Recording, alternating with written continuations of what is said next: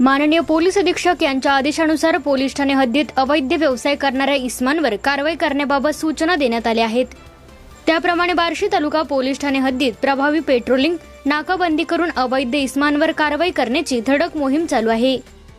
दिनांक 24 मे 2026 रोजी रात्री 1:30च्या सुमारास बार्शी ते लातूर जाणाऱ्या रोडवरील लवंगी मिरची या कला केंद्रामध्ये शासनाने दिलेल्या वेळेनंतर देखील कला केंद्र चालून कायद्याचा भंग करत असल्याची बातमी मिळाली। त्याप्रमाणे पोलीस पथकाने सदर ठिकाणी जाऊन धाड टाकली असता कला केंद्र चालू असल्याचे दिसल्याने सदर ठिकाणी नृत्य करणाऱ्या नृत्यांगना, ग्राहक, चालक, मालक असे एकूण 72 लोकांवर भारतीय न्याय संहिता, महाराष्ट्र पोलीस अधिनियम, महाराष्ट्र दारूबंदी कायद्यान्वये गुन्हा दाखल करण्यात आला आहे।